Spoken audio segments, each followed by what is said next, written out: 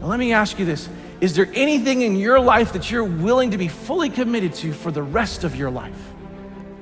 There might be things you're committed to right now that's taking your time and your energy, and you shouldn't be committed to those because God wants first priority in your life and a whole heart commitment. And God says what's most important is that you be with me above everything else, that you get to know me. It means that when I wake up in the morning, I need to say, God, no matter what happens today, I need to get to know you a little bit more. I need to learn how to love you a little bit more. And it could be the best day I've ever had, but I need to make sure I need to learn to love you and know you a little bit more. And God says if you do that, that day was a success. And the opposite is true too, which is, let's say you get up and you don't even think about God. And you've got this great day. You go and you make the sale. You finally get the job. You finally get a date with a live girl. Whatever it is, okay? You're a success that day. It's your best day ever that you've got. And you forget about God. God says that day was a waste. It was a failure because you forgot me. What's most important is that you get to know the Lord and get to know him. And it's a mistake that you and I make all the time in our lives where we don't think about inviting God into our daily experiences. And we think, God, I've got this. I got my dating. Don't worry about my dating. I've got it, God. I know what I'm doing. Oh, God, don't worry about my work. Oh, I'm good. I'm good, God. I've got my work.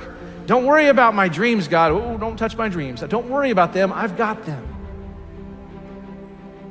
And we totally rule out God. Am I going to put my faith in my own wisdom, in my own power, in my own resources, or am I going to trust God? Am I going to let God do the battle for me and trust his power and his provision in my life? And the fact is that when we make that choice, we need to know that God wants to do battle for us. God wants to go before us in battle. He wants to go with you in battle. He wants to help you in your troubles and the problems that you have. So whatever trouble you're in, whatever battle you're in right now, seek the Lord, seek his power. He wants to give it to you. Prayer is a weapon of our faith. It is one of the greatest weapons of our faith. It should be our first response and not our last resort when we go through times of trouble. Call out to God and rely on him. God wants you to know that he wants you to experience the fullness of his presence in your life, not just every day of your life, but every moment of your life.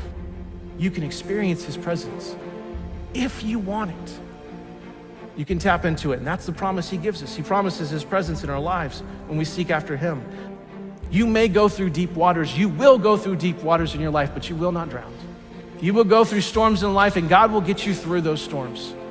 And when you go to battle, you need to know that God wants to be there with you and protect you, and you will not be destroyed. One of the greatest truths of the Bible is if God is for us, who can be against us? Here's Jesus' invitation to you. Here's what he says in Matthew 11. Jesus said, come to me. That's the seeking part. Come to me, all you who are weary and carry heavy burdens, all the things that are weighing you down. And here's his promise, and I will give you rest. Let me teach you because I am humble and gentle at heart, and you will find the rest for your souls. And so what I can tell you with great honesty and sincerity is that if you're in the desert and you're in the battle and you've been in there for a long time and you're gonna be in it, God's presence will be with you and he will protect you and he will give you the rest. And I have found if I have that, that is all I need. I don't have to have the answers. I don't have to understand. But if I got God and I feel him and I know him and he's there, then I am good. How do we need to make sure that we don't miss out on God's blessing when we're seeking him?